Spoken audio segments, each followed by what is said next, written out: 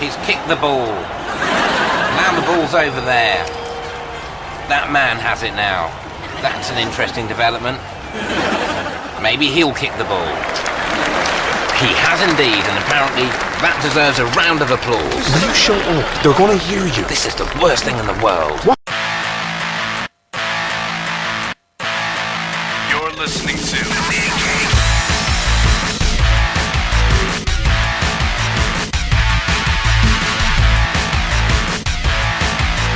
Comics Podcasting on the Edge of Civility. You're listening to The Mean Geek, episode 168. Alright kids, this is going to be a long episode, so settle the fuck down, grab a beer, relax, and get ready to hear some crazy comic shit. I am the Tech Jedi, Adrian Hunter, your host of The Mean Geek, Comics Podcasting on the Edge of Civility. My alcoholic co-host, man of the cloth, and many other things, I suppose. Can't name them all right now. Yeah, it's the Reverend Mad Duck, Mr. William McGinnis. Say hello, Bill. Howdy, folks. So, quite the depth to my depravity. yes, a little bit. A little bit. Emerald City Comic Con has come and gone. Woof. It was a big trip, yo. Anyone I interviewed, I want to apologize right now. I've put it out on Twitter a couple of times, but the mass amounts of technical difficulty I faced this past con, I must have been fucking high or something, because that's the kind of shit that never happens to me. I got overconfident.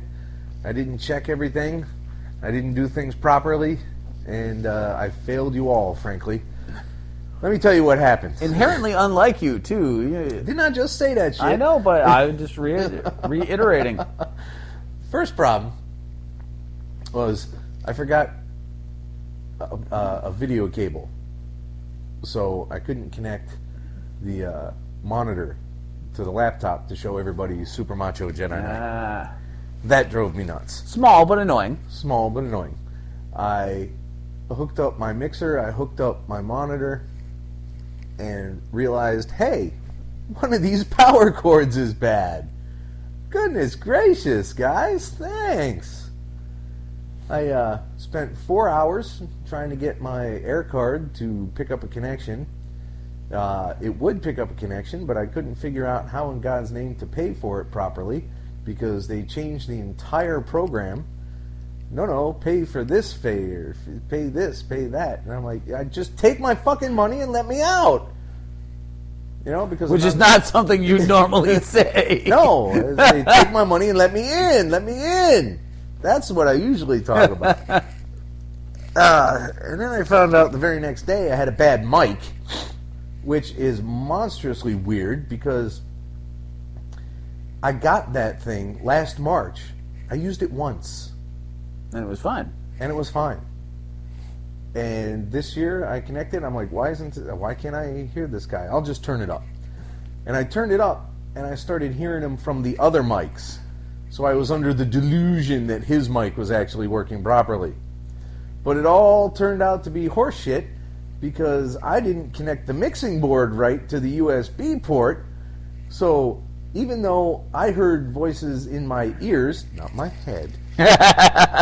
It's like you anticipate what I'm going to say. Oh, you think?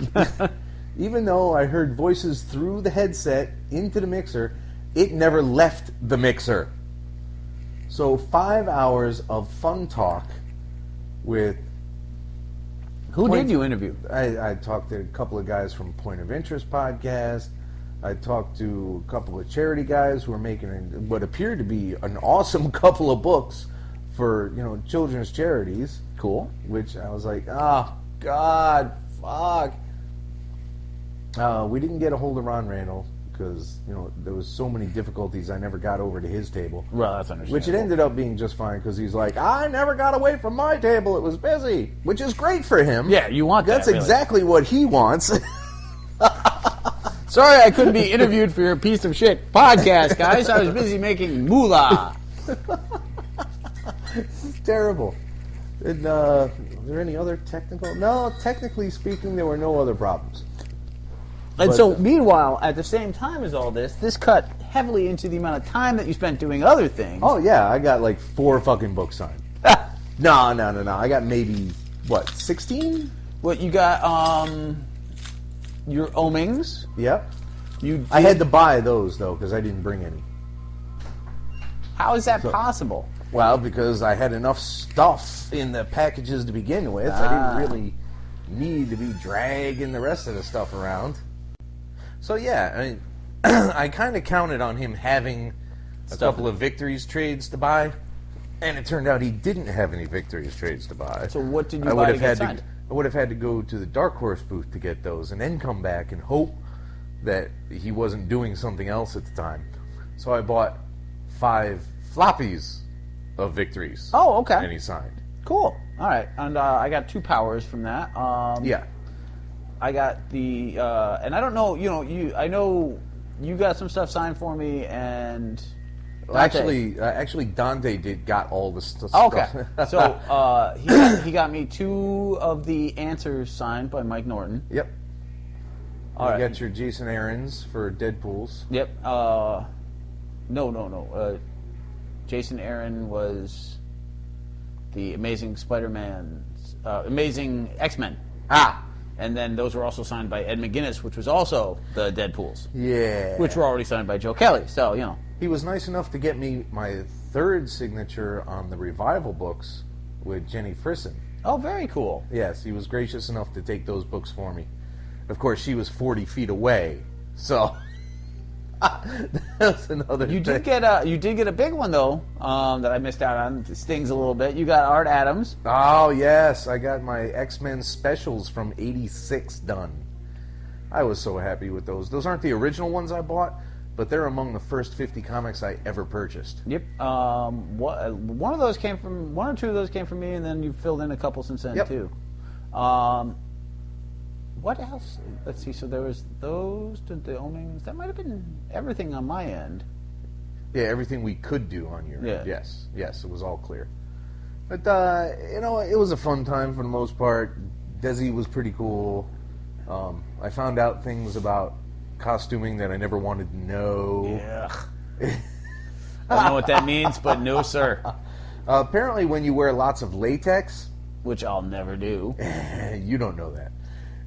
Yes, I do. You really don't. There might be one day where it kind of strikes your fucking fancy. No. Well, apparently, I would have thought you just use a bunch of talc to make things easier. I love that yourself. you've really thought about this in some detail. I look at a lot of cosplays. Yeah, that's the answer that we're looking for. I just, I have that inquisitive mind. I was like, how does this work? How would this go? God, how do they deal with that? That kind of thing. And I start trying to work it out, and I was wrong. I would have thought talc would have been enough, but no. Apparently you have to have, and I don't know what in particular was being used. I will say that up front and right now, so that you can't give me too much shit. Yeah. But the word used was lube. Oh. So, God, who knows? Not me. I did not delve further. So, do you have your cosplay lube application all filled out now? Lubist? Lubist? You mean for Professional like a job luber. title? That might pay. Oh, Yaya Han. Yeah. You get some 400-pound Hire guy me, going my as dear. Lobo. You got to ruin every fucking fantasy I got, don't you? Yes, I do. It's your fucking mission to say, Age thinks this way. I'm gonna fuck with him. I have a mission statement. Oh, yeah, I bet you do. You've probably got it engraved in a brass plaque No, somewhere. dude, I'm way too lazy for anything like that, man. All you had to do was write it down and hand it to an engraver. It's not like I you said, did the engraving. Way too lazy to do anything like that. I try, every now and then, much. I try to fathom how anybody who works as hard at work as I do, and I'm not... Can be as lazy as anything else outside. Like, it doesn't work mentally. If I'm not being paid, I ain't doing shit. You have seen me at work, and you've seen me out of work, and it's like two different people. It really is. But that's got nothing to do with comics, and I want to steer away from that rapidly. And I'll tell you why. because I downloaded a shitload of podcasts this weekend while I was for doing yard work that I'd never heard before. I've seen them on Twitter. I've never listened to them. Some of them are new. Some of them are quite old. I got the most recent episodes, and out of 6 or 8 of them, one of them talked about comics before the first hour was up. Yeah, but we just talked about comics. We've already... Yeah, and that's what I'm saying. I don't want to be those guys. Every one of those shows had geek or comic in the title, and they didn't bother saying shit about comics or geeks before an hour. With 40 minutes to an hour it took them to get to anything semi-related. That's happened to us like once or twice, but not as a general rule. Out of 157 episodes, well, that's great. We have the Marvel Week, which means there's an insane amount of comics to get Yes, through. this is Marvel Week. You do have a comic-related story that you have made me wait to hear about your attempt to become a internet millionaire by selling graded comics. Oh, that. Oh, God in fucking heaven. Okay, so... Long-time listeners know... Long-time listeners will know that I have been trying to get rid of Rachel Rising forever. Because the critics love it, and Twitter loves it, but I just barely thought it was a reasonable concept and a readable book. It was a well-drawn, slow-moving tale that you weren't particularly enthused by. Correct. But then, I'm not going to lie, I succumbed to speculator fever. I saw a guy with a 9.9 Rachel Rising 1 get $1,000 for that shit on eBay. So I thought, I'm probably not going to get a 9.9 out of any book I ever have. But if I can get a 9.4 or 9.6, then I can probably get a couple of $100 for it. Now, you slabbed Rachel Rising 1, 2, and 3, and Morning Glories 1, 3, and 4. And the ratings were in the area of 9.2 to 9.7. So quite well, actually. Yes. Okay. I put them up on eBay several times. I got the Rachel Rising lot sold, 1, 2, and 3, Finally. on the last day of Emerald City. I'm like, all right, I'll ship them fuckers out on Tuesday. That'll be great. I'll have a shitload of money. I will have made barely, but I will have made a profit on slabbing all 6 of those books. Oh, really? So what'd they sell for? 147. Okay. So that's not too shabby. No 1,000, but No better 1,000, than putting them but- out in a box of shite, which was the original plan. Right, all 6 of those books together cost me 120 to grade. Okay. So it was a slim profit, but if I was thinking slim on the first lot is enough, the second lot will be pure profit. Right. So I was like, okay, this will work. I did what I believed to be a pretty secure packing job. They were all tight together. I had good, thick bubble wrap. I put them in a large, flat rate box. I shook the box. I moved it. I banged it. Nothing moved. I didn't hear any rattles. Oh, nothing. no. It felt perfect. I shipped it out. 2 days later, the guy emails me, says 2 of these cases are chipped all to shit. Oddly enough, he was happy with the number 1. He sent back the 2 and 3, and of course I had to pay his shipping.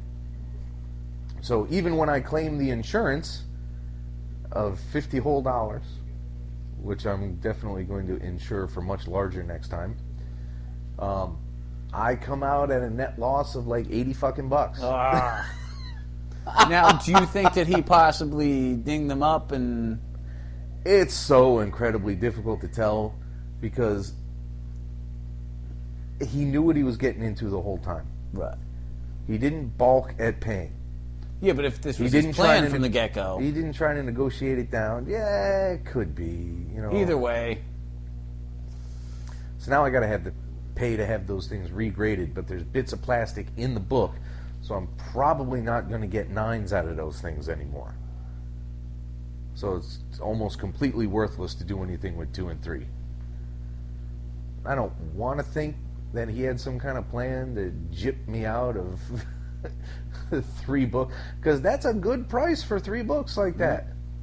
I've seen the slab books. I mean, I've seen I've never seen a slab book for less than $20. Yeah. It's the bare minimum. And that was actually Cabo trying to get rid of, speaking of speculating fever, that was Cabo trying to do anything to make some of that back. So that's my big experience with selling slab books. Not an endorsement I can make. So next time you'll wrap each of them in bubble wrap separately? Yes. You know, it makes sense, but we wouldn't think of that till after the fact type thing. Yeah. All right, so Mother having humper. established all of that shit, we're 10 minutes in, which is a shitload better than all these other shows. Let's talk about The Winter Soldier, The Bitter March, #1. Now, I was kind of Hesitant. hesitant is the definite word I was looking for, because Remender and me are not friends on fucking Cap. But this is an interesting little piece. It's set back a bit. It's kind of got a 60s feel here with people with the flying squirrel suits and super spies. And Nick Fury was there when he was still a spy himself. So that was fun. It was awesome. I mean, the cool thing about this is, yes, it's set in like a 60s period. So you've got like classic S.H.I.E.L.D. antics, if you will. But you also have like the lead character, you have Nick Fury and Secret Agent #2, which is basically the entire fucking issue is Nick Fury proving how he's a better spy than James Bond. Because that's who this guy basically is. Really? Nick Fury is crawling through a sewer to get into a Hydra base, and this guy charms a woman who turns out to be made of worms and tries to take him down. Yeah, that was rather disgusting. I saw that page and I'm like, whoa, Nelly! But meanwhile, they're grabbing 2 ex-Hydra scientists, and Right. now they're all trapped out in the frozen wilderness with the Winter Soldier after them. So... Which is cool. Who's got his own little serrated, weird, evil version of the flying squirrel suit.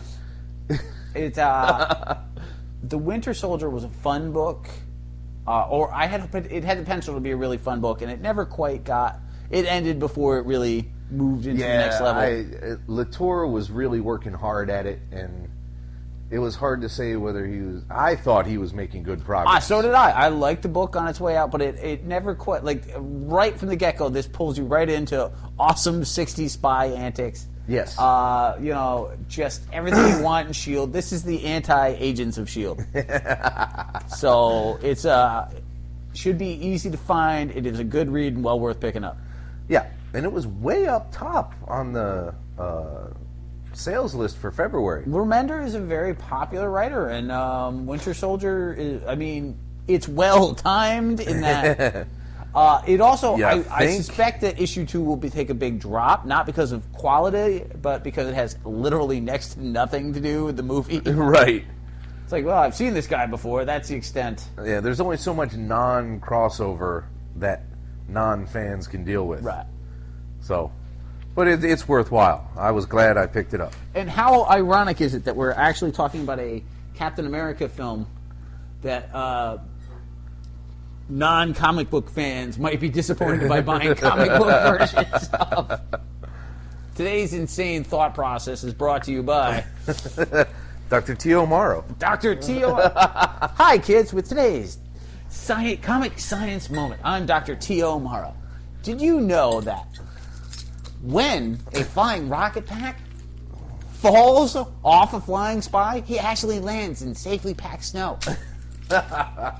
Now, in my labs, I've tried this with rhesus monkeys. And if anyone's looking to sell a bulk lot of rhesus monkeys, I could really use more.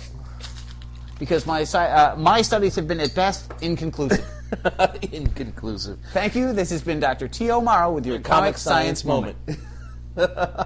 I love that. That cat is going to get that. So that's a fun book. So, amazing.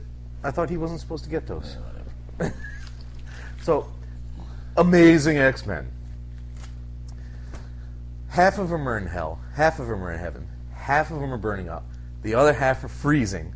Wolverine is a statue with icicles dripping off his claws. Firestar is so badass that she reignites the fires of hell and just rips everybody apart. Is that more badass than Bobby freezing hell, or is That's that equally a tough badass? call. That's really tough because you expect that being an unnatural freeze, so to speak, hell would reignite itself after a while. But she not only got rid of all his cold, but she wiped out all the enemies who were normally very hot. I would like to see Firestar do something interesting. That's a character that's never quite latched on. I mean, you had her in Spidey and Friends. Was she actually created for Spidey and Friends? Yes. Okay, that's what I thought. And Then then 2 years later, they gave her her own miniseries Yep. with Emma Frost at the Massachusetts Academy. Yep. Then she was at least attached to the New Warriors for a while. Yep. Then she was an Avenger for a horribly rough period. When I'm not even sure I read that period. Right? when Marvel Boy or I did yeah, not read that period. I don't know nothing about no Marvel Boy. They may have been romantically linked at that point, you know. But Firestar Leave poor Angelica alone. never really clicked with the overall. No, I mean, there's enough fire-based people running around, and technically she projects microwaves, so it's not fire, but it's heat-based, so it's all the same. Wow. They gave the woman the microwave power. Oh my God, I didn't even think of that. Wow. That's fucking horrifying. Damn. All right, Wolverine. This has been the Tech Jedi with your misogynist moment. Jesus. Wolverine, you drop out all You those brought hungry it up. guys. What am I saying? Cap, you take out those AIM members. Firestar, you make brownies. It's so bad. Hank is still losing his shit because he's been stabbed in the back. He's wet. He smells. God knows what else is in that river. He's lost half his memory. You know what was rough about this? I'm really enjoying this so far, as long as I ignore the horrible Pirates in Hell thing. As long as I can wipe that huge, Which massive is really plot point. rough because that's 90% of the story.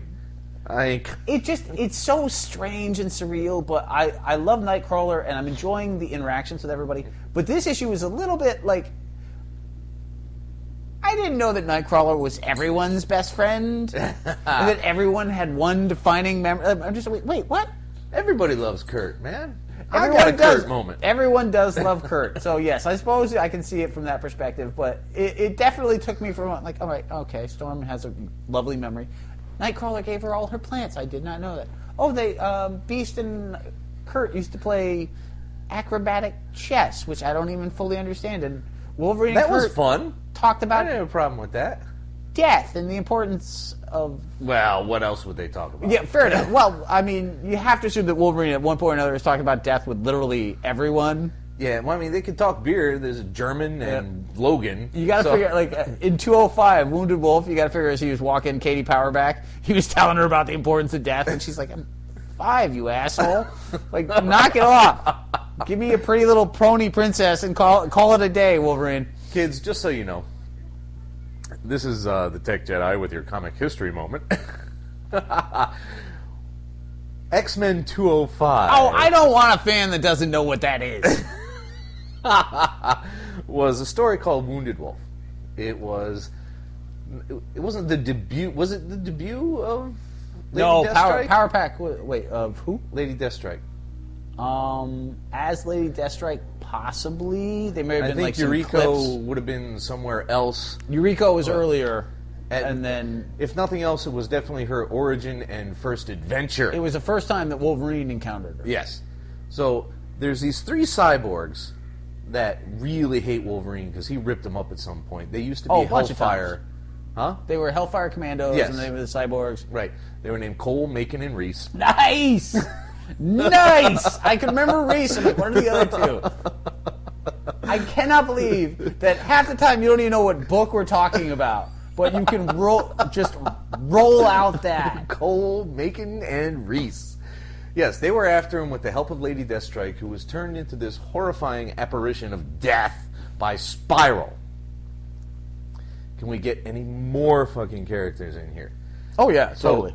it begins where a battle has already happened.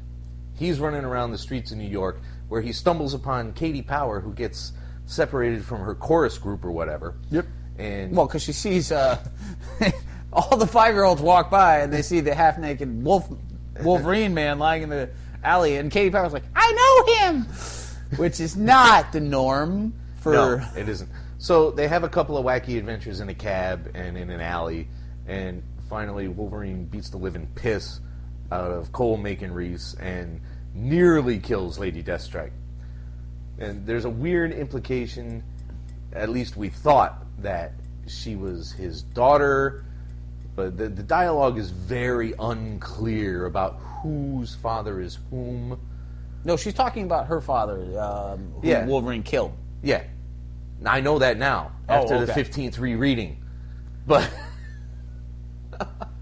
Isn't it interesting, slight aside here, isn't it interesting how sometimes you'll read a book and just the phrasing of certain things won't click with Right. you personally? Yeah. And then you find out the entire, and I've done this too, like the entire free-thinking world has the correct interpretation, and you've somehow shifted ever so slightly into your own little weird world. Yeah, I don't like that. Yeah, that's exactly what happened until the 15th rereading. Yep. And I was like, dummy. There's a the there, that changes everything. Stupid So that's a fun book. And that's, you know, why did we even mention that? Because we were talking about Wolverine and death. Yes. But yeah, so Nightcrawler slowly gathers up his merry band of pirate fighters. We find out that the Bamfs that have been floating around, Are actually his little brothers. which is the grossest thing ever It in really actuality. You look at these cute little Bamfs and you find out what their origin is, and you will never look at them the same way. Like, that shit is done. Yeah, all right, for all of you that enjoy the Bamfs, then skip this issue, or just prepare to go, ew, forever. And I mean ever. And you'll notice that Nightcrawler changes them, and they doesn't explain exactly how, which is awesome, because if I knew, it would be grosser. I don't know about that, but that's probably accurate. So, in the interests of getting a show done, Damn it. Spider-Man 27. Woof! Superior Spider-Man 27. It's been a month, so to speak, since the last issue. It says right there, it's 31 days. So, at some point, the goblins have pretty much ruined the city, and just they're spray painting goblin faces on bridges. Peter is running around and reasserting himself in Ock's Mindscape, which is kind of cool. And yet makes no sense, considering he was literally deleted. Well, you know, Doc isn't really as smart as he wants to make out. He totally is. It's just, I mean, I don't know how you delete thoughts in the first place, but... Well, incompletely in this case. You know what I want to point out, though? And this is a tiny little thing, and I'm glad that it didn't happen, but Yeah. Peter somehow reasserts himself in Doc's brain. Right. Or in his own brain, that Doc is currently, however you make fucking sense of this. In his own Hi, brain, kids, that this is Doc Dr. a T.O. cabinet. Morrow, and I have no fucking clue. Like, seriously, in DC, we don't do shit like this. I got nothing for you. This has been your comic science moment. But he finds 31 memories of his life that Doc has held on to. Right. Crucial moments. These are the only memories that Doc actually looked at, So that's why they're still around. except early on in the Superior, we know that Doc looked at about 207 filthy memories of Mary Jane and Peter. And while I'm really glad that Peter isn't traipsing through those, really glad. It is a small, it's not the kind of thing that you get no prizes over. Let me make that very clear. I could have stood to hear some more. I hate you. 2 points for the Firefly reference, but otherwise.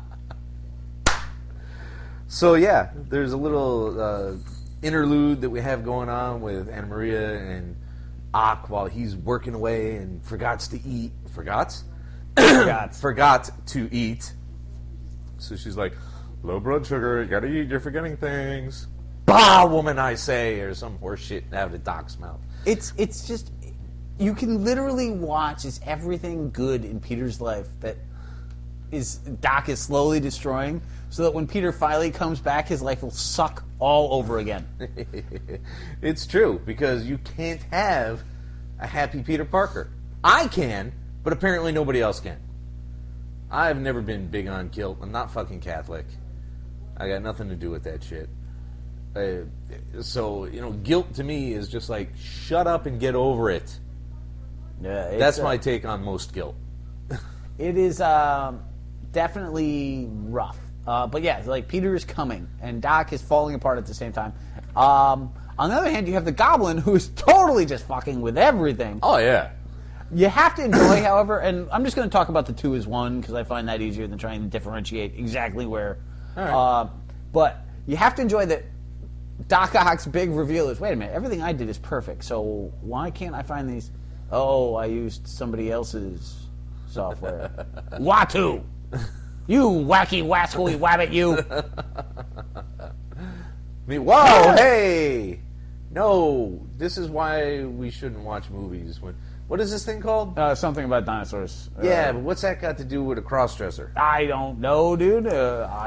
You pick these things. Well, I think you skim through the scenes and you're like, that one will fuck with them. Not at all true, actually. And I'd like to point out that you picked Robinson Crusoe from Mars, which was so bad we couldn't even talk about it. You put it in the queue. I just said start with this one.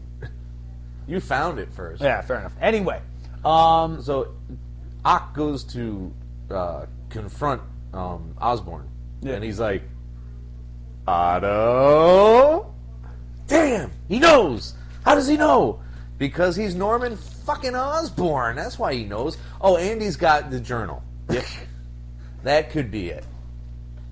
No, there's some very amusing stuff where Osborn basically like, Doc, look, you're Doc Ock. I have a healthy respect for you, but there's nothing you've done that I haven't done better, and there's nothing that you're going to do that I can't take away from you. Except that you're talking to a hologram. Bye!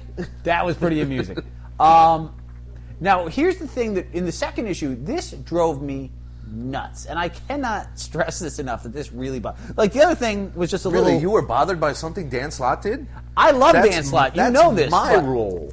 This really does bother me, is that you've got Carly Cooper... Monster, which stands tall as the stupidest fucking thing happening in comic books today. And I'm including DC, by the way, Dan. So. Oh, shit. But here's the thing. Carly Cooper, dedicated NYPD officer, is somehow, thanks to Goblin Juice, turned into freckle-faced monster, the fucking the bitchiest goblin gal in the neighborhood. God, I Sister of Goblinita. I hate it so much. But when somehow has managed to hold on to her sanity just long enough to go to Spider-Man. Right. Except, here we have Carly Cooper, the only person who knows that Spider-Man is fucking Dr. Octopus. Not sexually, people, he's actually Dr. Octopus. Let me be very clear on this. On top of which, thanks to the Green Goblin, Dr. Ock knows not only that Carly knows, but has given that away to his enemies. Mm-hmm. Now, Dan Slott does try to cover this with you're the only person smart enough, Peter Octopus. But first off, we're in fucking New York. All right, I can name at least 4 superheroes that you... Hank Pym is probably around there somewhere, or easily reached. Reed Richards is there. Yeah. Black Panther could be there at any given point, hanging out in the Avengers crib, spying. Crib. Watching El Tigre take a shower. Whatever the fuck superheroes do at the Avengers mansion. Except Greer Nielsen doesn't take a shower. She's a cat girl. That's why I'd watch. If Michelle Pfeiffer can do it.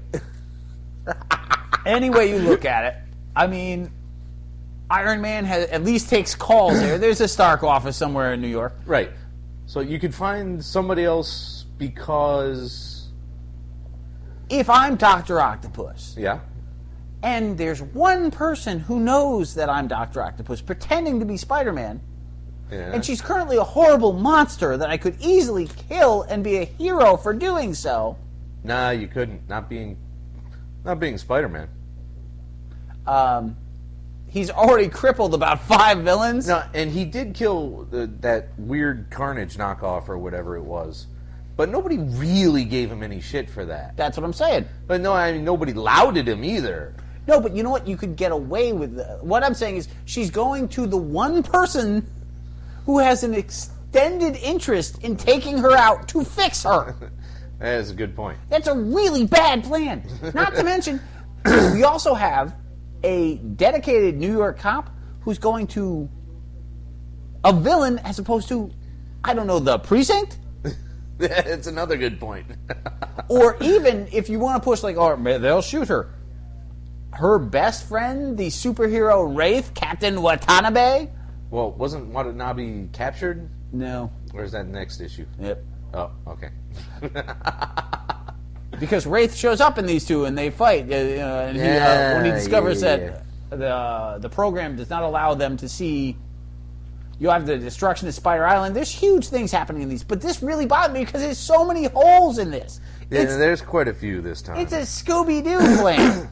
You're really bright. You must fix me because you're the lead character, even though everything that would help you involves me being turned into Goblin Chow. Well, the other thing, now that we've established how much you hate that, let's go on to the other things, like the new Spider Slayer Battalion. Yep. And the fact that a goblin shows up at What's-Her-Face's apartment, Mary Jane's apartment, and she pulls out some web shooters. That was pretty awesome. That was good. I love that everybody else gets these real villains, and Mary Jane gets these little, 5-year-old goblin kid things that scared you got to no play one. to your level, right? She's a fucking model. She runs a nightclub. She's never been like Bobby Chase or whatever the fuck. I'm just saying, though, like, if I were her new boyfriend, she's no Patsy Walker. If I were the huntacular fireman that's currently dating Mary Jane, and, I'm a New York City fireman, I'm dating a supermodel, and 2 fucking 5-year-old goblin wing monstrosities. To be fair, he went after them with the chair, but she got them with the webbing first. I'm just saying, He tried. You punch the shit out of those things in, 4 seconds. Like, don't get saved by her. He tried. That's some emasculating shit right there. Full-on goblins, bro. He was trying. She was just quicker. And, yeah, that's nearly everything. The rest is more crap inside Ock's head. I just can't wait, dude. I'm so excited. Like, this has been such a good... the Carly Cooper thing really irks me. Because there's so many holes in it. It's not... And then she abducts Anna Maria. No, that's Goblinita. No, it was what? That's Goblinita who does that. Yeah, I was about to correct myself. Yeah. Fine, all right. Shit. I love that Goblinita somehow can just switch back and forth, but, Monster is Warty McScrewed there. What? Just awful. But, yeah, I love Dan Slott. I love Dan Slott on Spider-Man, but the Carly Cooper thing, it just irked me because I was like, I want to root for this, and I can poke 9 holes in this plan. Yeah, well, what are you going to do? But I cannot wait. The climax of this is going to be awesome. The return of Spider-Man. Doc Ock gets his brain comeuppance or whatever happens when you're a whisper of a thought in somebody else's mental facility. And you get some Green Goblin getting punched in the face action. Win, win, win, win, win. All about it. Win, win, win, win, win. So, Thor. Thor 19-point go fuck yourself. You do hate points, don't you? They're dumb. 19 point now? What? Who? Hey, marketing guy who just graduated. Go eat a dick. I mean, the nice thing about the .5s is this is a throwaway issue. And I'm a big fan of the those. Point now. At least .5 would be a valid fucking number. Yeah, this is a little bit harder to put.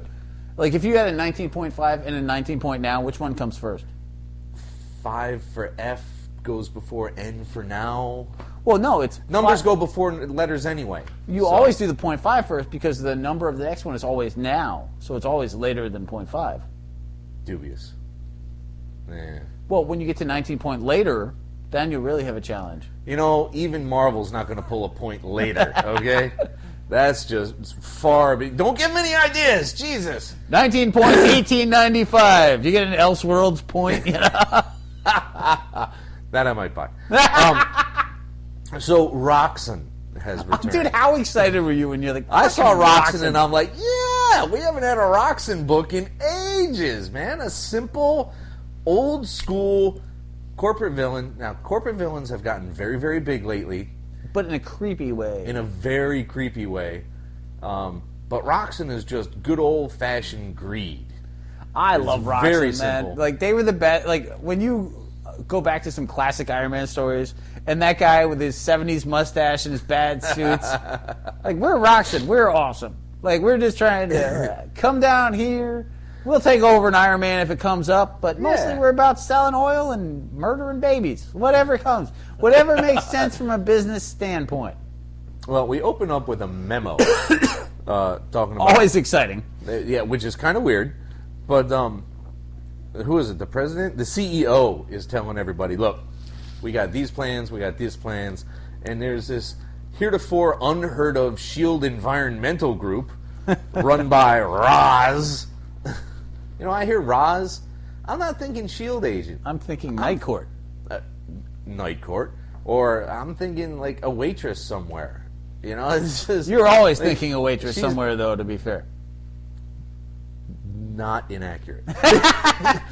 Damn it, I'm trying to make a point, but that's funny, so fuck off. You know, I think make Roz, that face I a think lot. Denny's. I think a lumberjack special when I hear Roz.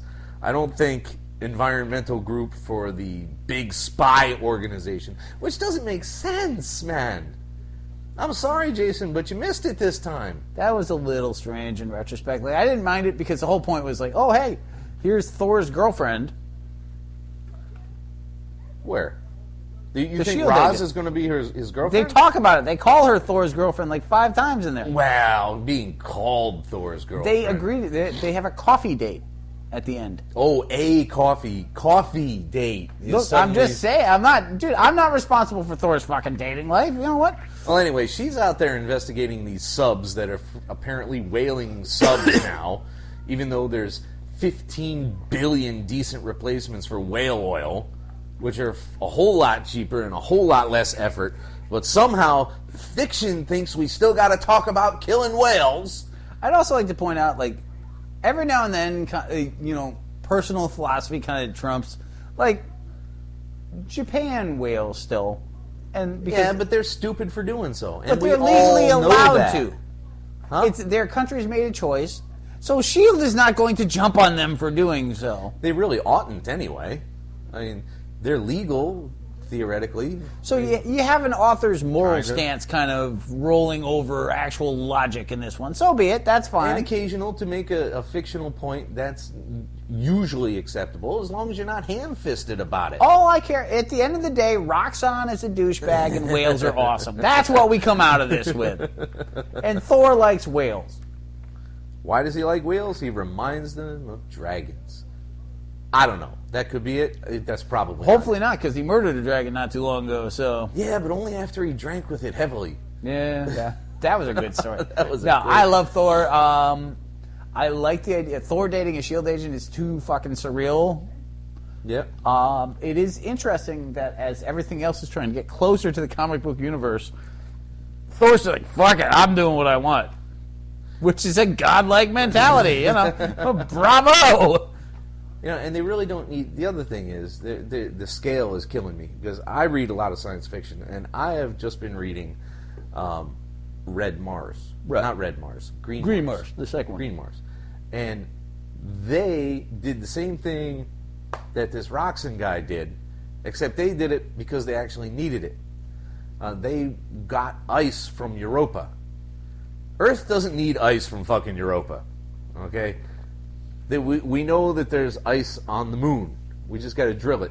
But where do you get the reaction mass to drag enough ice to make a fucking difference back from Europa? You don't. I mean, if you can build an engine that'll make a difference, do you really need ice? You could probably from make a Europa? really big fridge. Yeah. Here, just hit this button. Yeah. It's epic scale for the sake of epic scale and not really servicing a story. Well, now that we've discussed Kim Stanley Robinson's Green Mars out of Again? fucking nowhere, No, it was endemic to what they did in Roxxon. you just like saying endemic. I love that word. I know you do. No, I did like the part when Thor dropped the giant thing of ice down and Roxxon's like grumble, grumble, grumble. That did amuse me, too. I would have gotten away with it too if it weren't a few meddling gods. I mean, yeah, and the line, Roxxon is the world's wealthiest and most powerful supercorporation. If we don't know what's best for the people of the planet, then I ask you, who does? That, I mean, that's just over the top. Like, really? Is there anybody on the planet Isn't really... that what the Republican Party was arguing with Mitt Romney, though? Yeah, but that's an entire party. This is one guy in his corporation. No, but the mindset is the same, and I don't... Largely, yes. It's like, hey, you know what? Our economy blows. Let's put a guy who runs businesses in charge. Yeah, And I'm not even mocking Republicans. That was actually the mindset. It's kind of frightening it's coming out of Roxxon, but... It's fun. It amuses me that he got that ice from Jotunheim, and they have an entire splash page of him just smacking the shit out of a frost giant's chin. Put that fucking hat back on right. You know, you just totally ruined my flow. I know, it's so easy to do, too. No, you totally have to enjoy, like, when it comes to base plans, Thor's like, oh, you need ice? I'm going to go fuck up a giant. Oh, you need fire? Giant fuck up. Like... I'm going to bring Surtur back up in this motherfucker. It's all right. World peace, I'm going to go punch a giant and see if anything comes to me. Like, he's got a very set role. It's like very few problems cannot be solved by punching a giant in the face. Now, the great thing about this issue is how it ends. And it ends several millennia in the future with ancient King Thor and his granddaughter's Hot. You know, that's horrible, but I like it because it takes the Warriors 3 and changes it That's into exactly something where totally I was going. That's exactly what I wanted you to get. So they're like, ugh, the world is horrible now. Things have changed. There's just the natural death of a planet has occurred. There's no more water, nothing. I'm still here, and I still love Midgard, so we're staying, bitches. Thor with the world's worst garden. Yes. And out of nowhere, Galactus finally decides, I'm going to eat this motherfucker now. So he shows up, and that's the book. Yeah, that was kind of a cool moment. But it did, all I could really think is like, wow, Galactus fears Reed Richards to the point that it takes 50 millennia for him to show up. It's like, well, there might still be... goddamn ultimate nullifier is a pain, man. All right, well, I know matter changes and doesn't really die, but there gotta be so few Reed cells together anymore. They must be spread through the pure dust that's 99.9% of this planet and the 4 plants that Thor's trying to grow over in this corner. I should be okay. It's true. And you know, he's like double checking his numbers and whatnot. Like, well, if one of these plants turns out to be a Reed Richards plant... A Reed Richards plant. I don't know. You know, like Galactus just does not want anytime. Plus, it's got to be so infuriating. Like, he's tried to eat Earth like 15 times. Think about it from your perspective, okay? Like, if you get up, not in a comic book, like your literal perspective. If you get up, every morning and you go to make breakfast, and somehow a rubber band fucks you up. Because that's the level we're talking about here. You versus not like an animated fucking cartoon. This is how you dispose of this on your computer rubber band. No, a literal goddamn rubber band. Somehow, again and again, not once, multiple times, keeps you from eating. First off, I am right with him. You couldn't. Yeah, you'd be like, I don't want to go in the kitchen anymore. I don't want to come out of my bedroom. Like, I don't want to see any rubber band. It's fucking paper clips from here on out. Like, fuck those things. I'll use twine. I don't understand. I totally understand. Fuck that. And that's the thing. Like, that's the level. Like, I'm going to IHOP. Yep. Fuck this. Nope. I just don't like. It shouldn't be going this way. It's a rubber I'm band. the eater of fucking worlds, man. Like, theoretically, I could put my finger on him and squish him into nothingness. I'm left over from another fucking universe. And yet I have some sort of weird asteroid hangover 4 towns over. I'm married to Shi Ar. Like, what the fuck happened? How is this rubber band doing this? It's a good point. Yeah. It's a very valid point. That's the book. This is a long episode, boy. Miss Marvel #1. The new charming darling, I'm still working on mine, of the comics universe world thing. Now, I have no philosophical problem with a new character named Miss Marvel. I have no philosophical problem with her being of any ethnic whatever anyone I kind of like chooses. that, actually. Yeah, it's fine. There's nothing wrong with it. It's an untouched area for the most part. Yeah. However, I'm going to say this, and some people are going to be like, well, you're just an old fucking man. And I have to admit, that's almost certainly why Didn't relate. I couldn't connect. I was I was a teenager, and it was a while ago. I remember all that shit. I don't want to be reminded of it. That's not how I relate. I went through awkwardness. I went through bullyism. I went through all that shit, and I'm like, that's a period that's fucking over.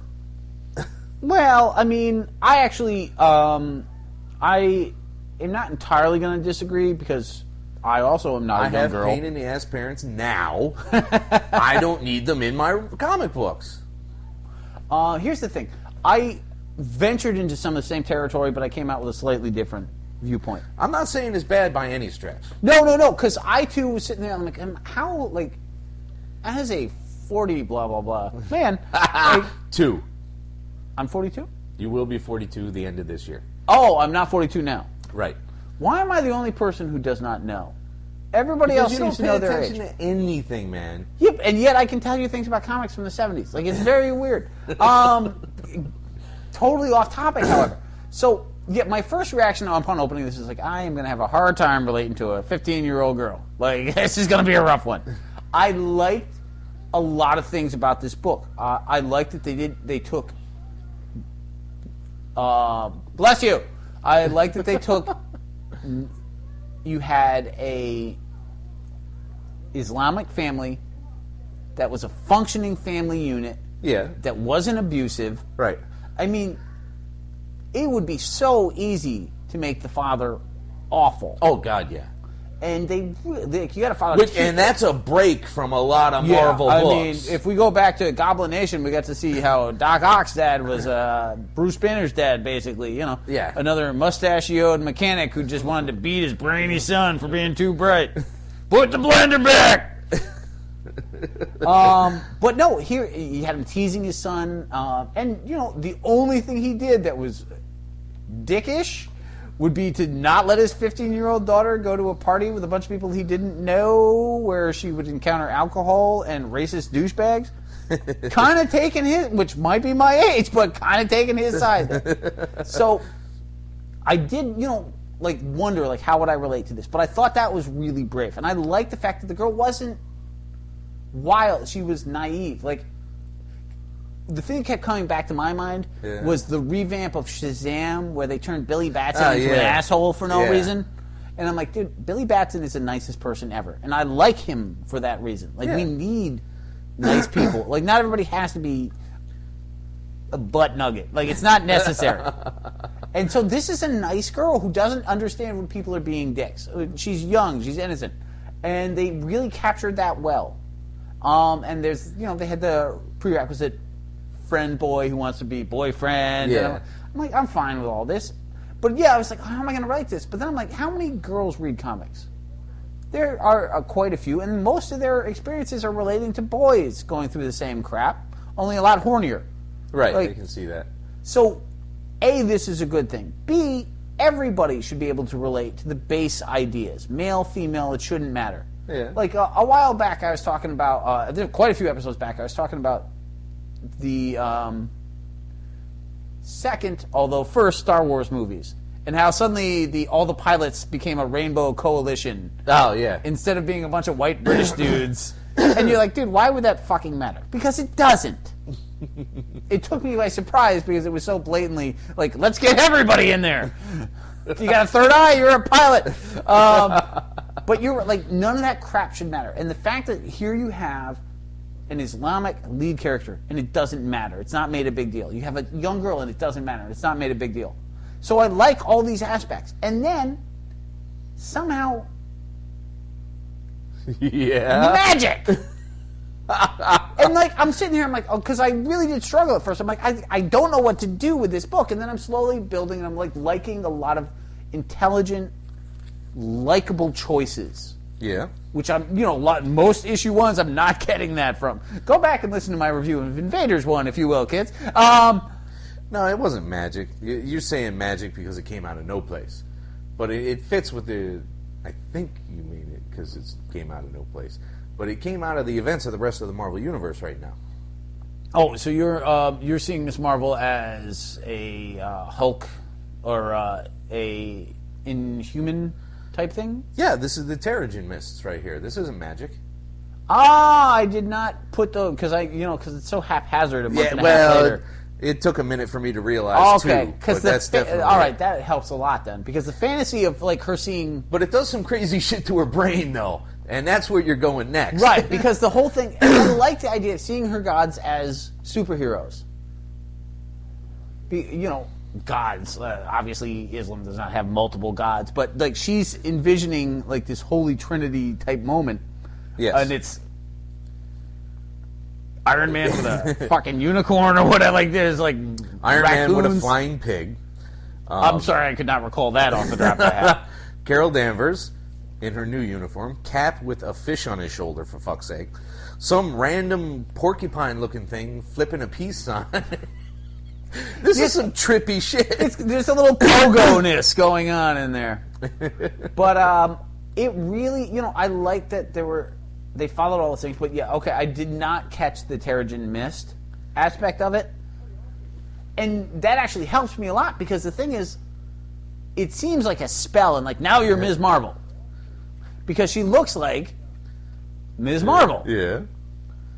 But if it's some sort of inhuman mutation, who knows what she actually looks like or what her powers actually are. Well, yeah, her initial blondness was probably formed from her idolization of Carol. Exactly. So that's really cool then. So the one thing that I was really bothered by, all right, you just helped a lot. So I'm actually cautiously optimistic about that. That was well done.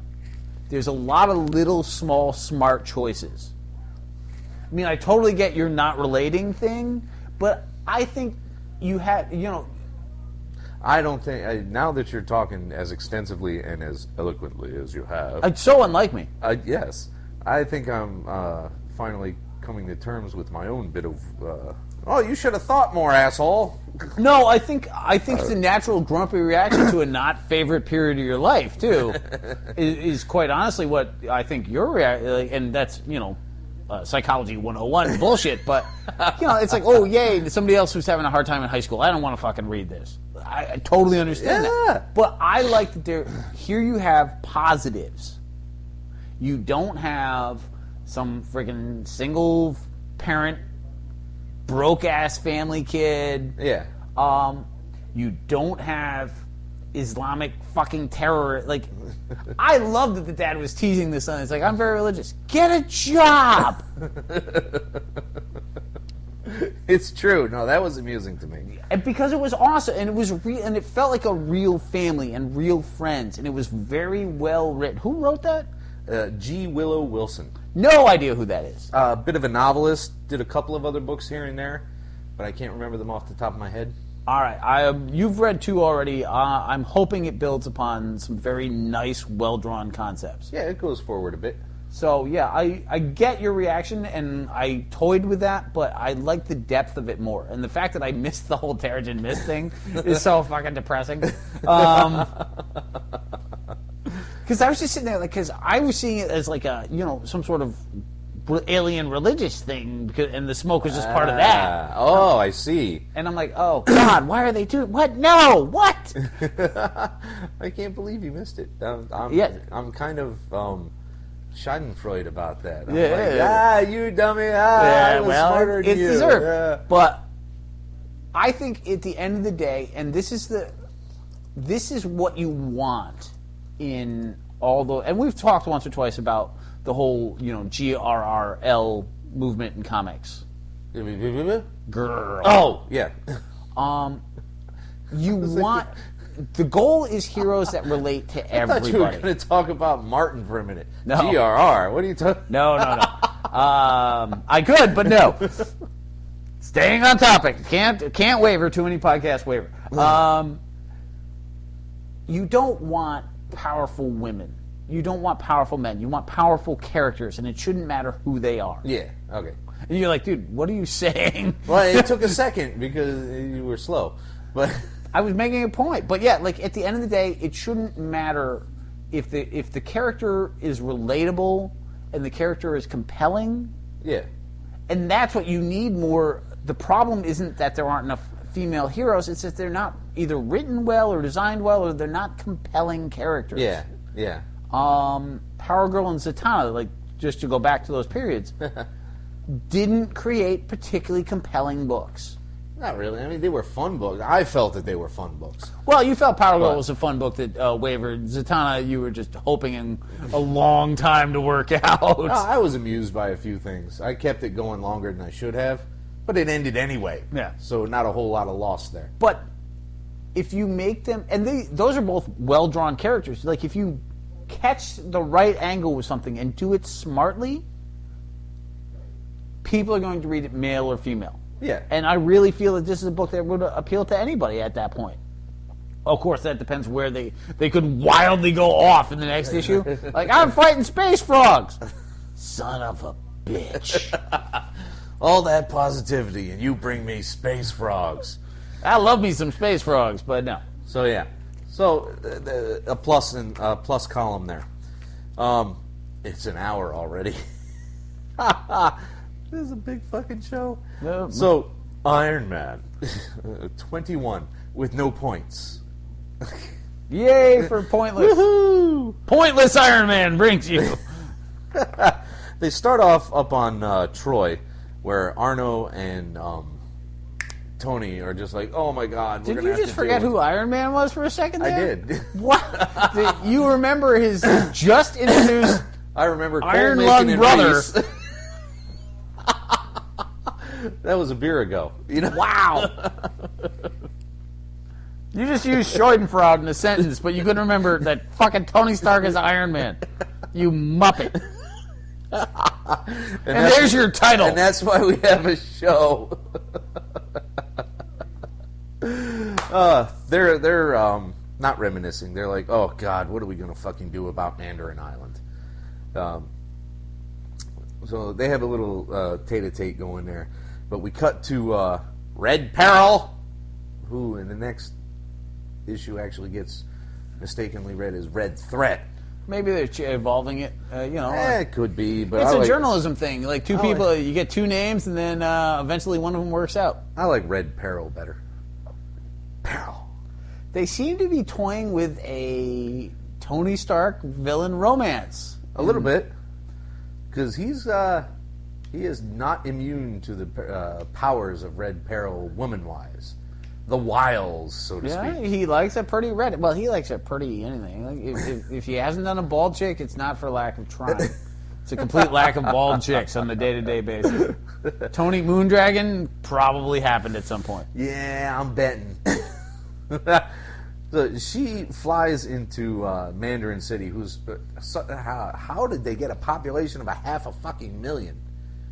There's a lot of hobos in the world. Apparently Mandarin City is the hobo capital.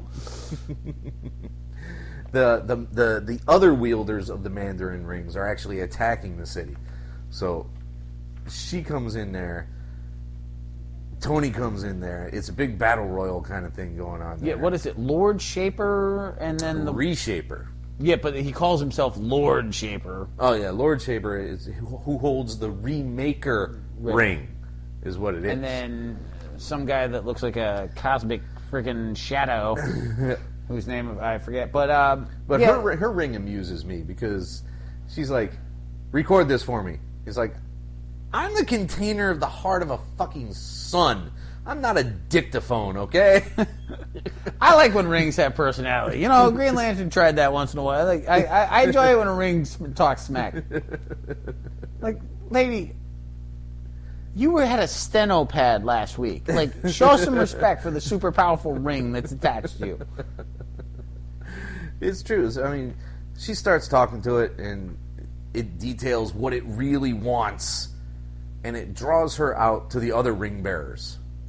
What I like that they're doing is that she hasn't done anything villainous yet. She's not really positive. Yeah. But, you know, right now her will is shaping the ring as opposed to vice versa. Right. It's just unfortunate that so far most of the other rings seem to have landed on ass hats. Yeah.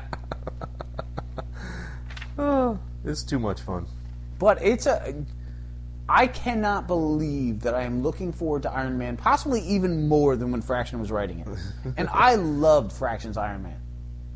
I thought by the end, you know, he was obviously, you know, he was looking to do something else, but his overall run was amazing, and I can't wait for Gillen's Iron Man. Like, every day I'm like, come on, do something cool, and he does. Like, how do you not like that? Now, during this battle, the building that Arno is in is threatened, and it actually blows up. But that's the last panel, so who knows? Who knows? Are they baking Arno cookies? I'm thinking no, but one never knows. Arno cookies? What do you... No, he's got something cooking. All right. It's not himself. And that's that book. So it's a lot of fun. I look forward to it, too, all the time. And you're right. I never would have thought that... Because Fraction's Iron Man was second only to Brubaker's Cap. Pretty much, yeah. It blew me away. I hadn't read Iron Man that good since I started reading Iron Man. And that's probably colored by the fact that it was my first Iron Man's. You know, I feel we're both big Iron Man fans. It's one of the few books that we consistently agree on. Yep. Over years, anyway. And I feel like Layton's Iron Man still stands up. I feel like Michelini's Iron Man still stands up. Like, you go back in those stories, they are good, tight stories. Like, if somebody wants, like, what older book should I look into? You should look into mid-'80s Iron Man. Yep. And, you know, first half of the 80s, like maybe back to 78, maybe? Maybe? Yeah, I mean, obviously you and I will pick up pretty much any Iron Man we don't have, but yeah, like, definitely 115 is the very first JR issue. That's a good jumping on point, because you go right into Demon in a Bottle from that point. Right. So that's good. So we got Hulk next. And he's still falling from the cliffhanger from last issue. And he's got this kind of like, look on his face, and he's just like, I'm free falling. And he realized, whoa, hey, I'm fucking free falling here. So he like breaks his own fucking fingers to wake up and get mad just as he hits ground. So then the big guy comes out. I feel like they've done this before. Like, as soon as life gets threatening, he does change. But I suppose because this was somebody basically, this was the inhuman version of Rogue stealing his powers. It's like they've taken his anger. It could be. But no, it was a cool moment. Yeah, the breaking the finger was a little fucked up. Yeah, because you got a particularly unpleasant Hulk from that point. I was looking like, hey. And he has to go up against the now changed Randall Jessup, one of his previous assistants who has been changed by the Terrigen mists in about 45 fucking seconds. Unlike the first parts of Inhumanity, where it took, at least hours. Well, when you have the Hulk around you, things just tend to move at a fast. It's all that gamma radiation. It just leaks off him. And it's several pages of smack, fight, punch, throw, and we finally get told that nothing hurts the Hulk, and somehow that means that he drew off all the energy from Jessup, and Jessup reverts. That's the implication on that page. I think it was more like the Hulk survives and the Hulk outstands Jessup and then is kind of... I think that's more like, yeah, you didn't fucking hurt me, dude. That punch, I didn't even feel that shit. What was that stuff with the eyes, though? I would have to revisit. I don't recall. Well, I mean, he doesn't actually say what's going on there. It's like these two panels here. Well, Jessup is basically a motion vampire, if you will. So that's probably the... Oh, I see. Right. Okay. Well, so yeah, I think the Nothing Hurts the Hulk was more the Hulk being like, fuck you, dude. You try to drop me, you're no abomination, bitch. So we got a bunch of scientists from the cause cerebral, which is... sorry, Mark, but that's a dumb fucking name. Everything I else, like what you do, dude, but that's a dumb fucking name. nobody bats 1,000, dude. You know what? Everybody has their moment, and yes, no, that was... you're talking about a guy who liked the brain trust, for God's sake. Like, dude, is that the wizard in his super mental group? That's beyond awesome. Nobody else said that, by the way. That was just me. Nobody said that. I ain't say that shit. So, yeah, that was... So they're that trying was to a rough figure one. out how to exploit the Terrigen mutates. And they don't do a very good job of it, really. Not in those two pages. It's hard. You know, it's not like they've... How many mutates... All right, going back to Dr. Teomaro and the rhesus monkeys, like, you get enough rhesus monkeys, you get to slowly figure some shit out. You get one mutate to work on. Like, you can't fucking, you have no idea what tests are going to work. Plus, they're all different. Yeah, and he's desperately trying to get into the cocoon when he could just let it hatch. And they're making nowhere, and he pulls out this whole I'm the leader and I want it now unacceptable routine. Hey, you know what? You wait do for better, it to, motherfucker! You wait for it to hatch, you could come out like Nucleon, the nuclear man, and just start fucking punching shit left and right with his little lightning bolt. Or we could let him out early and have him pissy just the same. Yeah, but he might work worse that way, Which might skew the experiment. Well, it's not really an experiment. It's an attempt to take advantage of something. Yeah, well, you don't take advantage of a half-cooked fucking egg. Nobody is... all right. Science without morality is not patient. And that's uniform, and you know it. All right. I'm with you there. There's another possible title for you. Maybe. So, there's another jump, and the medical transport picks up Jessup and Banner. And there's a lot of yelling and talking. Yep, they got to keep the scientist is dying away because she's mad because she didn't turn into a fucking horrible monster thing. Yeah, which is kind of selfish and short-sighted and stupid. Well, I feel like the whole Banner's wacky sidekick, like, these are awful. Like, They're not really developing these characters They properly. develop Jessup a little bit, and then they fucking just fuck him left and right. Yeah. This one is dying. The rest of them have no personality. Like, And they're like in the movie middle of the all week this, sidekicks. He needs to develop. There's too many of them, for one. You can't give them enough time each to give them a decent backstory and understand their traits. There's too many of them. But in the middle of all this, Goodrich teleports in and says, "Jessup's mine!" and just jets out. And then Blondie there is pissed because she can't help and she wants to be a fucking monster. So she starts punching out the Hulk. Worst plan ever. And that ends the book. In a plane, no less. Yeah. Like, first In off, a plane where the pilot is already scared shitless. don't piss off the Hulk. Second, and more important, don't piss off the Hulk in a plane. Speaking of hulky things, the brand new She-Hulk #1 with a really nice... that's not Sienkiewicz, is it? I believe it is. It might be Sienkiewicz, but I like that cover nonetheless. Now... Wait, what? What? I love Sienkiewicz. Why would you say that? I said I love Sienkiewicz nonetheless. Oh, okay. I thought you said I like this cover nonetheless. I'm like, I dude, did. Oh, you tried to cover yourself. I did. You lying bastard. I screwed up completely. This is a great cover, and I love Sienkiewicz for it. How's that? Fair. That's what I was looking for. Now, Javier Pulido, however, looks like Allred. How do they phrase it in Everything Wrong With series on YouTube. Oh, yes. Discount Mike Allred Jr. Well, it's good art, but I kept thinking, when did Allred start doing oh. No, Jen is trying to do her lawyer thing, and she's very happy in the first few pages. She's made a ton of disgusting money for these lawyers, thousands and thousands of billable hours, which should have been the end of it, really, because billable hours is dough. Money, money, money, money. So she's about to go in. She wants to get promoted. She wants a raise. She thinks she's going to get it. And they're like, you didn't give us Tony Stark's fucking contract. We're not giving you jack. But I made billions of dollars for you. Yeah, but we wanted Tony's billions.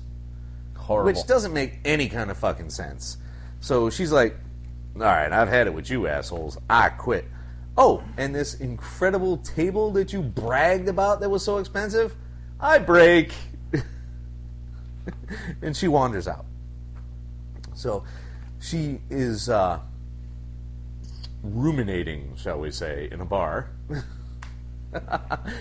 And it's not exactly telling that nobody's trying to hit on her. She's boozing it right up because she's mad. But this woman comes up to her and says, look, I could use some help. This is what happened. My husband is this and that. My husband, the supervillain, Yes. had ideas ripped off from him, and I could really use the money. Oh, I'm not a patent lawyer, but we'll see what happens. So she gets things arranged. She goes to this, what company was it? It was Tony Stark. It was Tony. Yeah, that's right. She goes to Tony's little patent middleman there. I love the moment, and I thought that Pulido did a really good job with it too, with the uber-friendly hologram Yeah. receptionist shifts into a second head. It's like, oh, you want legal? You can go here. And because you could totally see Tony Stark building that, like, okay, and if it's like a choose your own adventure of politeness. Oh, you've chosen the lawyer option. Well, a Yeti throws you off a cliff and you die. So she goes and she has to take this thing to court eventually, which is just fine because she's a lawyer. That's what she does. She's a trial lawyer. And somewhere along the line, she loses because it's Tony Stark's lawyers. She's a good lawyer. She's not Tony Stark's lawyers. These are the lawyers that have gotten him out of Obadiah Stane. They've gotten him out of blowing up half New York. They've gotten him out of any number of companies that say Stark something and all their disasters. So these are the lawyers. Those are the lawyers She's to not have. Gonna so she finally decides, I'm going to talk to fucking Tony. Fuck this. We're pals. Well, We that was boned. what she tried originally, and then the Yeah, lawyers and then screwed the her. corporate people were just like, no, you're not ours. You're not corporate. Tony speaks to no one. So she beats up on the sentry robots in Stark Tower. And she finally gets to Tony and says, look, man, this is what happened. Why are you doing this to me? Oh, you talked to that lawyer guy, that patent guy I had, right? Yeah, good guy, right? It's awesome because Tony is just sitting there, and it's not even excuses. He's literally got a reason for every horrible thing that's happened. Oh, yeah, and it all fits. She's like, this guy ripped this lady off. Oh, that guy. I never even met him. We hired him as part of a company. He was an asshole and he was fired years ago. Oh, well, then you sicked your security on me. Well, you came in smashing things. That's what they do. Well, then I met your lawyer. Oh, well, I don't know anything about that, but he's a very good lawyer. I know, Tony. Thank you very much. And really, it came down to the legal maneuvering of, if you ever want to bang this ridiculous green body ever again, Tony, you're going to give this girl money. Also, you're a nice human being, and don't be a dick. And he's not, and the girl gets money, and suddenly... And she pays Jen with it, who then takes it and opens up her own practice, which is about bloody time. So we got some, obviously, when you have a reoccurring character and you have a new start, Yep. you have to see what they're going to really focus on. And this did a great job of being like, okay, she's a lawyer. We're going to focus on law. She's a superhero. We're going to focus on... Like, it really nailed all the aspects. While it didn't have quite the sense of humor of the David or Slott or obviously Byrne period, but it had a nice light undertone to it. Yes, and I'm happy with that. So As long this as is they actually keep it a buy for interesting, you, right? that's great for me. You're full on for She-Hulk. Oh, sure. At the moment, I mean, we'll see what issue 6 says, but Well, right no, now, I mean, but going- right now, I'm very pro She-Hulk. This was not a single issue. Let's see if it works. This No, not at all. Okay, because other than the original Savage, you've at least taken a swing at every run of She-Hulk. Yeah, and they usually start off okay, or they have bright periods, but eventually they tail off and turn to garbage. Well, that's true of pretty much anything. Yeah, but sometimes they can pull it back out again. Fair. Although these days they really don't give them a whole lot of time to do so. Oh, that is a terrible looking dinosaur. Isn't it though? Have I'm they going to eaten skip anybody? over this. Should we skip over this Iron Man Annual? Because what the fuck happened in there? There are 3 different stories. One involves Tony going to Mars or the moon or wherever the fuck he flies off to talk to a Russian robot that he screwed because he needs help. Yeah, I was like, what? Then there's the Arno has to go to space because all the guys that Tony screwed out of Extremis are still up there being scientific genius hippies. So Arno makes a deal with them instead, and then finds out about Extremis, which would have cured him. So he becomes a little pissy. And then you have Pepper's meet cute with the publicist. And there's the charming moment where they exchange notes in a field, and after their first date, and hers is, I want to hire you, and his is, I want to marry you. Oh, yeah. Yeah. Both of which are very strange methods, Yeah, very, no. I have personally never been hired in a field with a note.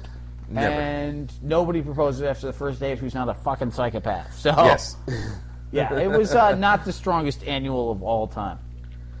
No. But it did plant the seeds of the Tony Arno feud, which was inevitable because no 2 Starks can get along. All right, have there been multiple Starks besides his parents? Well, I mean, I don't remember. presumably their parents, but Well, I guess. So, having said that, how about All New X-Men 23? Where they're still in custody of the Shi Ar, who are still kind of pissy, but, in my view, are kind of jumping the gun a little bit. dude, does it seem like the Shi Ar do that a lot? They do. They're all about preemption or revenge, and it never really works out well for them. It's kind of that Galactus thing. You'd think they'd avoid this more. It's like every time they come to Earth to punish somebody, They get pummeled. yeah, or they look really bad. Yeah, they're looking really bad right now. Yeah, they've never had like a successful court case. No. They did get a little bit further in the original Phoenix story, but you can't take somebody out of time and accuse take them to task or something they're literally not going to do for a very long time. This is the giant cosmic version of Would You Shoot Baby Hitler? Yes. And you know what? I've had that conversation. It's dumb then, and this ain't helping it. And then you have a psychic talking to Jean Grey going, oh, well, you did not do this. Well, tell everybody. Well, you should not lose your temper. Trust me on this one. But That is a good point. It's not even the Phoenix is a force that takes over Jean Grey, as I understood it. It's not even. Yeah. It's not like she just suddenly, oh, my powers are going to rear into space fucking venom factor. Right.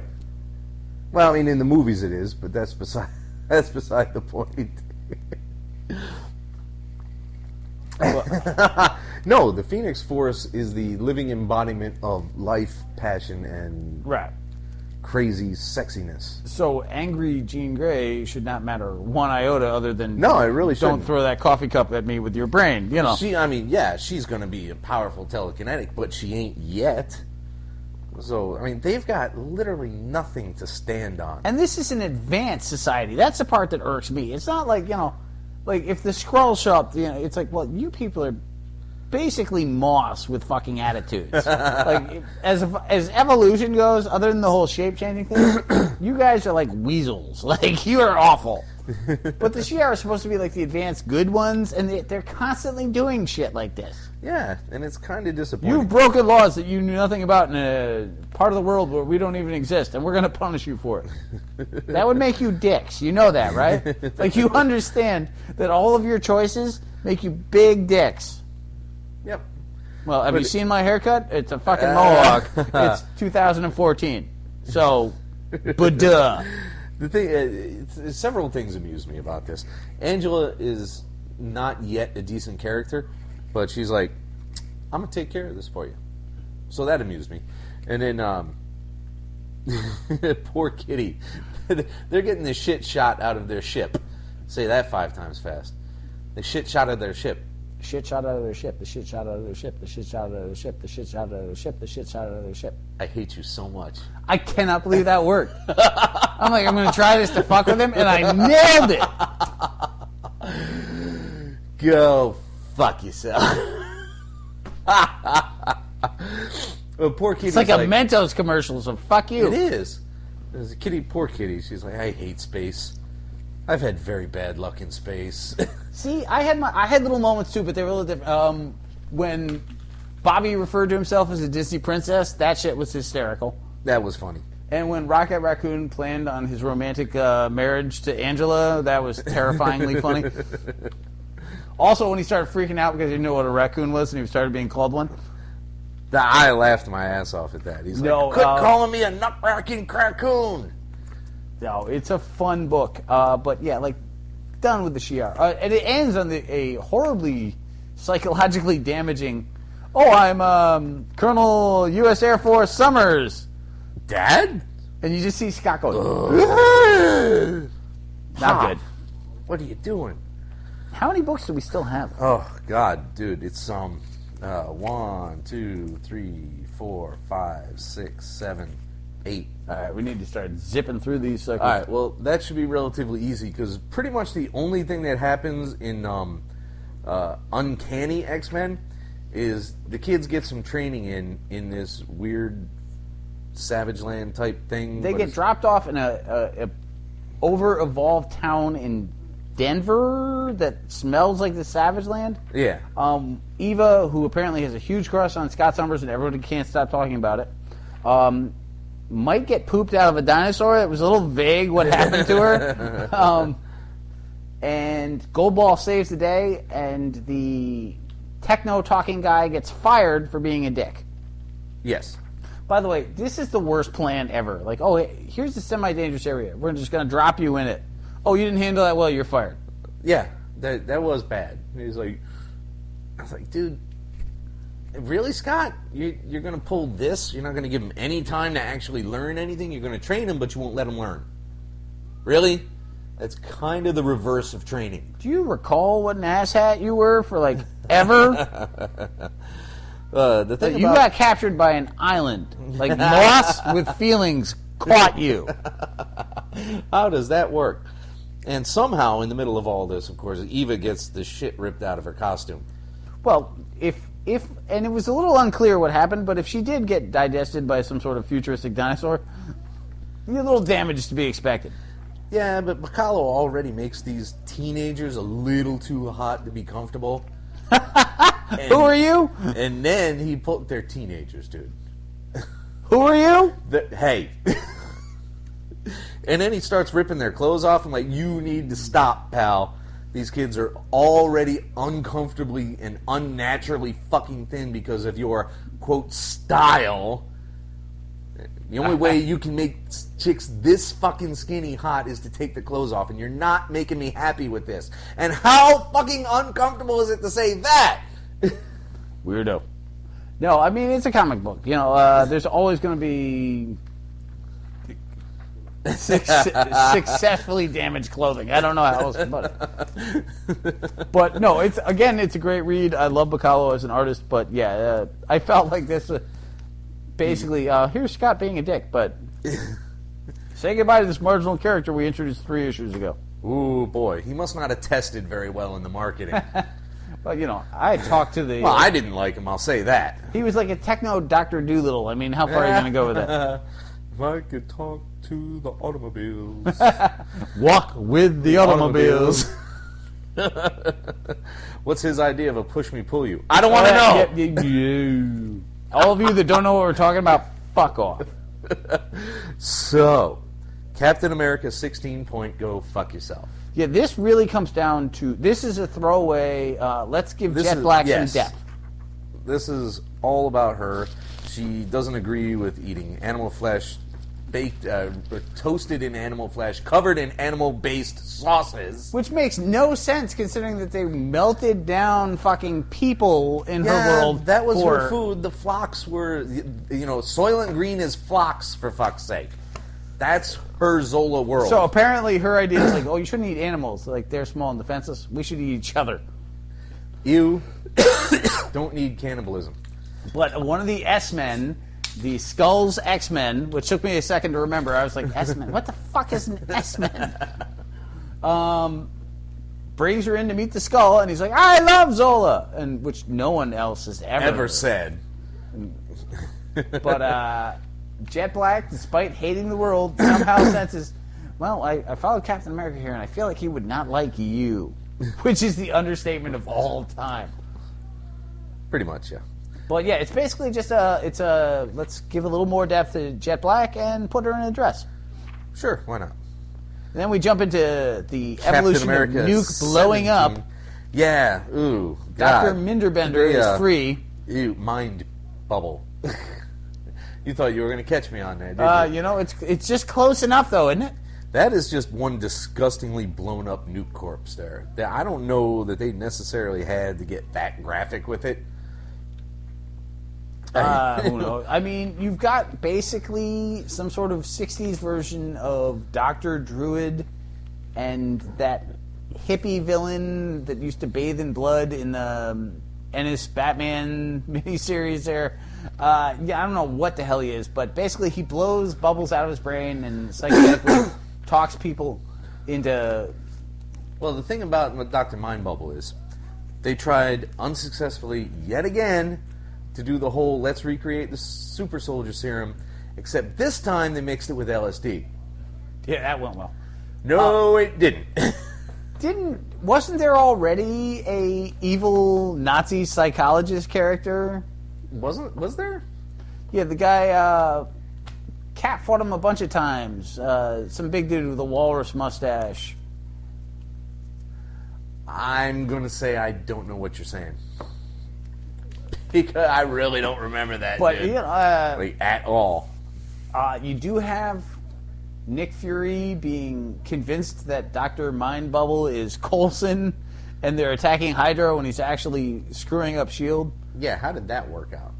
And you have the embarrassing moment where they have to go to Cap and be like, oh, by the way, yeah, we had this guy captured, and he's free, and he's really awkward. He's really awkward. It's like every time S.H.I.E.L.D. has a problem, like, and this really plays in the movie nicely, that key moment where they have to tell Captain America they've done something horrible. Like, we had this guy locked up since 1967 for taking LSD, which we gave him, to be fair. But he took it, so bad guy. Bad guy. Yeah, but we had experimented on his brain with drugs and your blood, and turns out shit went poorly. Yes. So he's free. Oh, and he's got your best friend, and Nick Fury, who's like, what, top 7 for you? Huh? Top 7? Yeah, well, you know what I mean. Cap and Nick have a lot of shared experiences. They're close. Yeah, I would say so. So what, top 7 friend? I mean, Where does it go? It goes Sam to Tony Stark, or to anybody but Tony Stark, depending on what time of year it is. Bernie. Bernie, my ass. He never talks to Bernie anymore. Actually, they did something a couple of years yes, ago they with did, that. and it was weird. A little bit. So we talked about that. So let's talk about Origin 2, number 3, in which poor Logan gets caged up and electrocuted.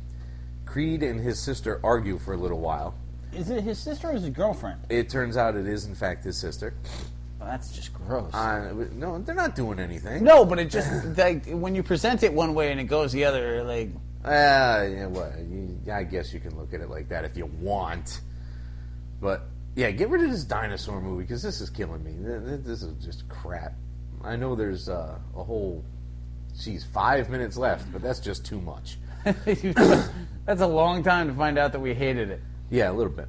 So, yeah, he's on exhibit in the circus, in the cage. He doesn't want to perform. They get mad. They electrocute him. Well, it's not performance. It's like, show your claws and be a freak. Yeah, and live in and he his doesn't cage. want to do it, so, they electrocute him. Wolverine in The Last Unicorn. And eventually Essex goes, you know what, this has been entertaining, but now I'm going to dissect him, okay? And that's the book. That's the extent of my interest in this book. No, you know what? There's more happening in there, but I don't care. You know what's interesting about it is that you're building a relationship between Sabretooth and Wolverine. Right. That seems to hinge on the sister liking Wolverine. Yeah. My thought is that something's going to happen to her, which is going to basically be the impetus for all future hatred of each other. Oh, sure. And, the fact that once you see that coming, you're like, oh, God. But, you've got the Sabretooth being like, I was a prisoner and I'm free, and now I hate you for being a prisoner because I'm free, but I still dream of being a prisoner. Meanwhile, Wolverine's like, just let me out of the fucking cage, man. I am happy that they finally got rid of the idea that Creed is his fucking father. Because I always thought that was just too fucking simple, too expected. They both got claws. They must be related somehow. No, they really don't fucking have to be, kid. They really don't. Like, it's the that's same like saying the mutation Human more. Torch and, who's Crystal? No, that doesn't work either. No. Who else has fire Firestar. powers? Well, we already talked about Firestar. I didn't want to be redundant. Actually, Fine, Sunfire. Pyro. Sunfire. That's like saying, well, Johnny Storm must be a cousin of Sunfire, but he's Japanese. But they got fire powers! Yeah, but one's a mutant and one got it from space dust, so that makes no sense. That's the kind of logic that sometimes if you went with comes out. Sunfire and Pyro, who are both mutants, you have a more compelling argument. A little bit. But I mean, you but bring these space kind of, dust into it, it all changes. But these kinds of expectations are not rational, however. No, there's a basic simplicity. And that's my real point. The real rough patch is, of course, for me, like, the pinnacle of that is the Mystique is Nightcrawler's mother, because Yeah. they're both blue. Yeah, that was dumb. But duh. And then there was the implication. Well, no, there was no implication. She was the adopted mother of Rogue. That's just too much interconnected. Well, no, the Rogue connectedness. thing isn't bad, because like that was what the character was originally addressed as being. Like, she was introduced as being a foundling that Mystique had taken in. Like, that was always their relationship from day one. I totally hadn't remembered that.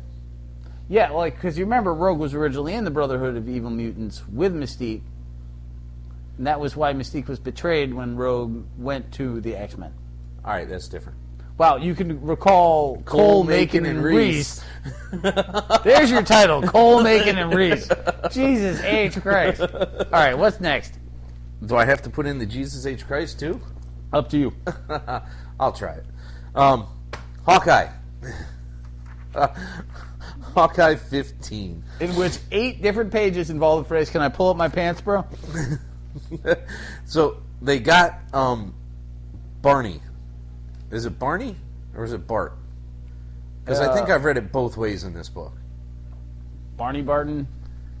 So Clint's brother gets caught outside by the bros with his pants down. I can't remember why his pants were Reverse that. That's Clint. That's it. gets That is caught. Clinton. Yep. Well, I mean, with this drawing, they didn't make a whole. No, I like Aja, but he doesn't make a whole lot of difference between the two. It's the blonde versus the brown hair. Also, Barney's a little bit, or Bart, as you said, is a little bit whiter. Oh, But his yes, name is Bart Barton, Clint right? spends the entire time trying to pull up his broken pants, gets captured, so he convinces them that he needs to do a magic trick, which obviously can't be threatening since he has no pants. And they need to shout the word Barney, which Barney hears, and then jumps outside and punches all of them in the face repeatedly. Right. Best brother ever. So they meet Natasha in a diner, and they get this dossier, and she's got the clue that something ain't quite everything it should be. So she's like, "What are you idiots doing?" And like, well, let me tell you. It's interesting because you got Bobby, you've got like all of Clint's female acquaintances make a run through. And was that actually Natasha, or was that the redheaded chick that he's been involved with? Yeah, again, there's the aha thing where it becomes hard to tell. It's Nat. It's definitely Nat. Okay. Yeah. Because... sorry about that 45-second delay there, kids. What's your what? I was trying to nail down the word bubble that actually said her fucking name, and it's way up the top at the beginning of the conversation. It is Natasha. I did like, what spy stuff? It's a hat. I did enjoy that. Cloak and Dagger? Wait, you're the one asking for dossiers. That amused me. And then, it's, eventually they get back to, in like Flynn with the fucking teardrop on his eye. But what kind of, who is this fucking guy? Why is he still around? Why is he back? He's Kabuki the Mime. He's a evil Russian mafia assassin who also has a romantic interest in Hawkeye Jr. Kate. And it's him who realizes that Clint is not the most heroic of heroes, so they can fuck with him, and he won't call the police because he's not going to do that well either. Nope. And he ends up stabbing them with arrows. So we end the issue with both Clint and Bart/Barney Barton on the ground, bleeding out. Dude, I'm looking at this Iron Man Hulk cartoon, and it sucks. Well, it's been on for 4 seconds. Dude, did you see the animation? Well, it's horrible. This is straight out of 1993. We got 2 issues of Punisher by the not new, but relatively untouched Punisher-wise, Nathan Edmondson. He's also got a the new current writer supplier, of Black and Widow. he's overseas, and he's taking on drug dealers again. Yeah, it's him versus a cartel. Here's the thing, like when you write the Punisher, how much self-pity dialogue is required? Like, is there do you get like a chart? Like, how big an arc is it? Has anything bad happened? Has he lost anyone recently? And like, you're like, okay, then you get 18 paragraphs of self-pitying. Because it starts right in, it's like the Punisher is It kind of starts right in. Yeah. And I'm kind of like, I don't want pity Frank. I want hardcore Frank. But Nathan Edmondson is the right writer in the sense that you have self-pitying Black Widow that he's currently writing. Yeah. So, the misery train carries over quite nicely from that perspective. It might end up being Overload, though. Oh, I think that's virtually a guarantee. I will say, though, when you're reading it and you hit the moment where playful Frank is teasing a chef and flirting with a female police officer, your brain just steps out and says, I'm out. Like, no. Have you met Frank Castle? Never. I had a hard time absorbing that, although it was, He had a nice light touch. It amused me, but I don't think it fits Frank at all. Right, if it were Clint Barton, you'd be like, oh, yeah, totally. You have a good touch for that. Yeah. Frank Castle flirting with a police officer was one of the single most horrific things I've ever seen in a comic. Really? Has she dated the Red Skull before? I mean, she oh, wow, this is rough. Didn't I say that? Yeah, no, there's, but at the same time, he's going full force into the cartel, and then you've got some sort of space-age Howling Commando hit team after him. Ugh. I have one basic rule in comic, which is don't make the Howling Commandos the bad guys. Oh, I'm sorry, 2 rules. Also, don't make them werewolves, because I've read that, and that was horrible, too. But the Howling Commandos are fucking as sacred as I get. For the record. You're a lunatic. So yeah, I'm not a lunatic overly who impressed. likes the Howling Commandos. Yes. I was not overly impressed with the new Punisher. It was solid enough. I just felt like The parts that wa- didn't ring really didn't ring. Right. Well, I mean, like the self-pitying thing I've seen, and it's inevitable, but it's annoying. And then the other parts were him being all light and cute, and I'm like, good God, no. Like, Bruce Wayne doing stand-up comedy is not my idea of a good time. So let's finish off tonight with another Edmondson book, which is Black Widow 3. Now, she decides that she doesn't have a home. She merely has a place that she puts things. And she can't have a cat because that means a cat needs a home, so she can't have a home. Her next mission is in Argentina. She frees an innocent man who turns out to be a horrible dictator. Who turns out to be, like, fucking... Who's that guy that ran Haiti for a while there? Papadoc? No, the other one. Doctor somebody. I don't know. It doesn't matter. He's a bad dictator. He's a horrible person. They speak a lot of Spanish, and I don't understand and a little bit of German. So there's several pages where I don't know what's going on. Volno, gut Hund. It's like, stop, good dog. Maybe, I think. I know gut Hund, but I don't know what the Volno is. Yeah, no. So, leave the German for the Nazis. So they traipse around the jungle for a long time while they're trying to figure out, do I trust this guy? Can I trust this guy? Wait a minute. He was illegally imprisoned for a crime he did not commit. But before that, Lobo Blanco, the White Wolf, the Butcher of Argentina. How bad a spy are you when you break somebody out for being innocent and then suddenly, in the middle of the chopper ride, realize that they're fucking... The Butcher of Argentina. Like, bad spy. No donut. So, she pulls him out the helicopter, drops him in the water, in the river they're passing over, and there's gators, or crocs, or whatever the fuck is in Argentina. I gotta figure, like, most people who fall out of a chopper into the river from that height swim to shore. Like, aren't you... comic books put more stock in gators than anyone else ever. They do. I'm thinking gators are like, what was that splash, man? I don't want to die. They're not the evil, I'm hungry now shark kind of thing. They scare the crap out of me, don't get me wrong, but I'm never going to get eaten by a gator because I will literally walk on water like Jesus himself in the 4 seconds that I won't even be wet. Like, you'll be you'll land and be like, are you okay? I will be all dry and safe, other than the part where the pee ran down my leg. So she gets back to Buenos Aires after letting this guy get eaten by alligators. And she talks to her agent, and he's all like, oh, you could have made more dough. And you made the right choice. You did it right. I just want to collect the insurance money one day, Oh, by the way, S.H.I.E.L.D. is hiring you now, despite the fact that you don't know who the fucking serious dictators are. Yeah. Oh, and you just broke some dude out of prison and then fed him to an alligator. But S.H.I.E.L.D. would love to have you come in. Yeah, so she talks to Hill on a plane, and she takes the job, whatever that job's going to be. And then she beats up a wife beater. Yes, which was fine with me. Yeah, I don't have a problem with those kind of situations. Pretty much a uniform agreement on that one. Like, punch that dude in the head. That's fine. She pulls out the Russian nose, Podemaishi, and I'm like, I guess that's go fuck yourself, or do you fucking get it?